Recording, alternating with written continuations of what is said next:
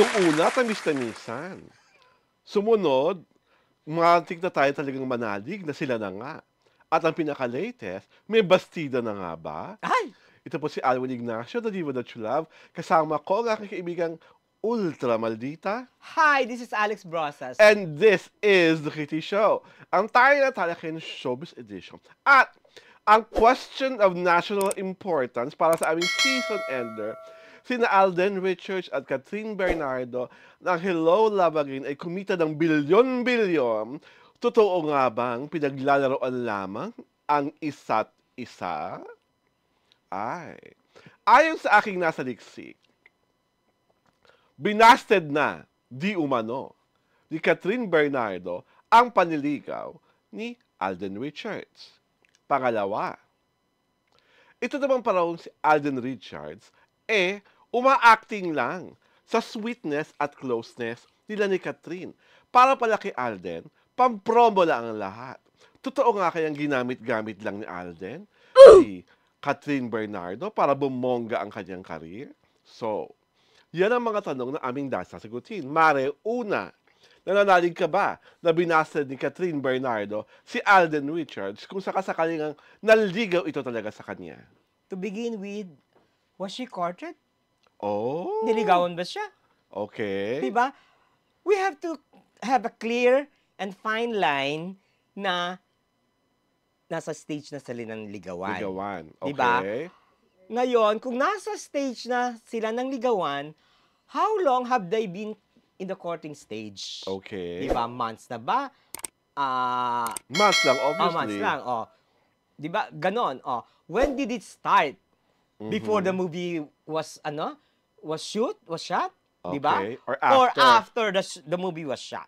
Okay. Uh-uh. So, yun. Number 2, nananalig ka ba sa sinasabi ng mga katkatera sa ex na tung si Catherine at si Alden Richards ay naggamitan lamang, pinaglaruan ng isa't isa para sa promosyon ng pelikula? Most celebrities are users and I am not surprised Okay. kung nagamitan sila. Diba? Lalo na ang taas na expectation sa pelikula. Yeah. Oo. Kasi the movie was hyped to the highest degree. Diba? And successful naman. Yes. 1.4 billion ba kinita? Oo. Diba? So successful. Diba? In this business, ang gamitan is normal as wiping your tears. Diba? Normal as dressing up. Normal as sipping water or sipping juices. Oo. Ganon ka normal. Diba? So how can people be convinced na hindi sila naggamitan? Yun ba ay kung may aamin silang talagang sila na? Why do you have to convince them? Diba? Nagamit mo na ang taong bayan eh. Okay. Bakit mo pa kukumbinsin sila na Diba? It all boils down to next project please. Diba? Para next drama ang gagawin nila. Diba? Next angle na. Diba? Ganun lang naman yan. It's a cycle of usage. So sa tingin mo, hindi Diba? pwedeng mahalin ni Catherine o ni Alden si Catherine? Hindi na pwedeng mahalin ng isa't isa? Hindi. Bakit? You want me to You want me to tell the truth? Or you want me to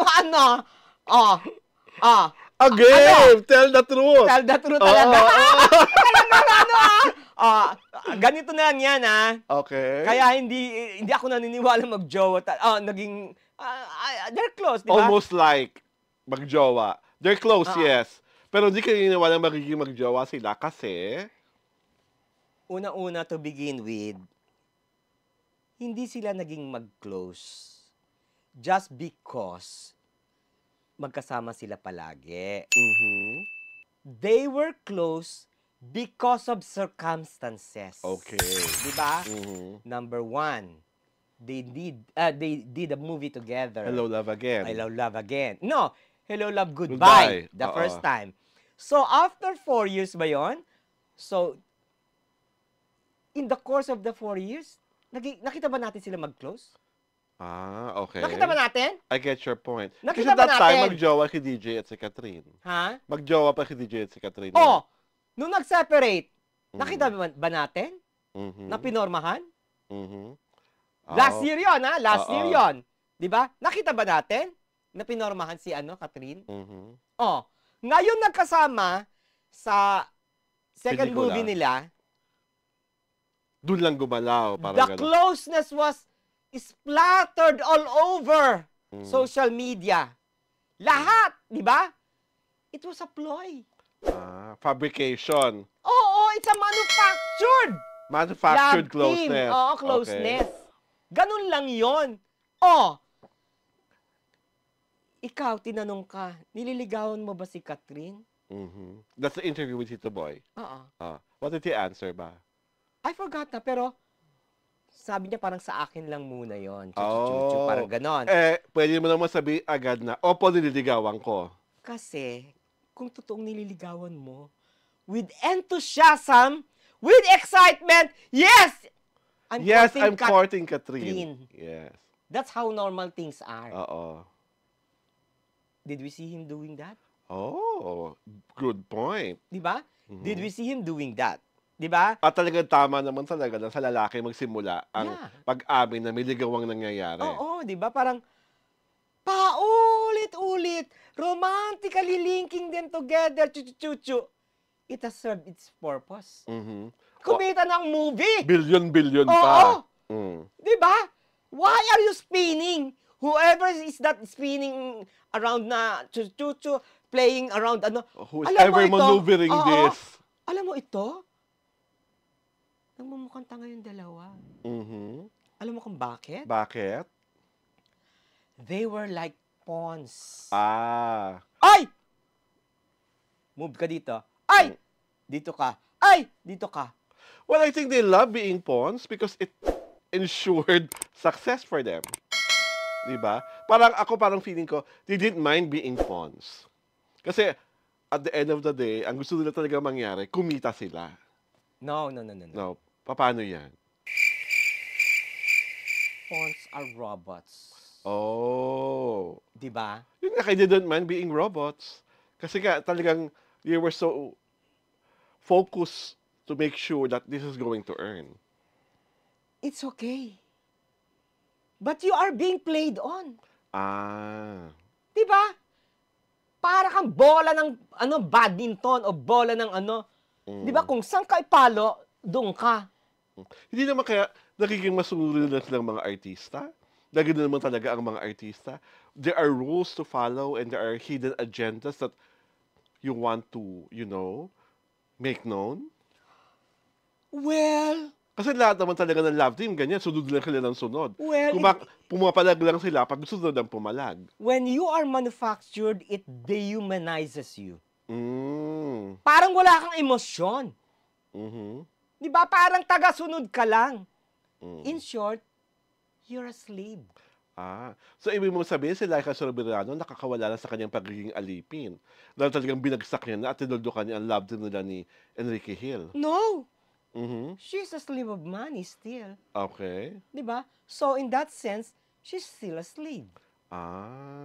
Hindi naman kaya, I don't think it's, you call it slavery. I think it's their career. It's their vocation. Diba?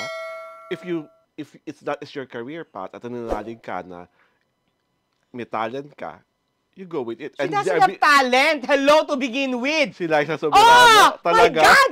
Can she act against Catherine Bernardo? No. Can she act against Nadine Luce? No. Among the three, siyang walang award. My God. Pero ang pinupunto ko kasi sa kanilang tatlo, lahat sila nagkaroon ng manufactured love teams.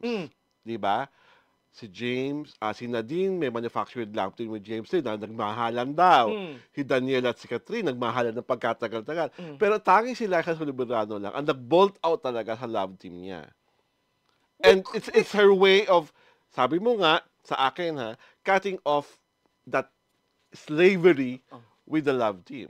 And I would love to give that credit to her. Kasi, if I'm going to follow your argument, Catherine now is the biggest slave kasi nagpagamit muli siya sa Star Cinema para mag-produce na itong Hello, Love Again. Ay, bakit naman makipaghiwalay to si Liza Soberano. Alam mo kung bakit? O, bakit? Eh, may bago siyang lover eh. Ano ka ba? Normal lang na magkaroon ka ng Oo, bagong lover. pero Kasi it's not normal na pumatol ka sa mas matanda sa'yo. Ay, hindi ah.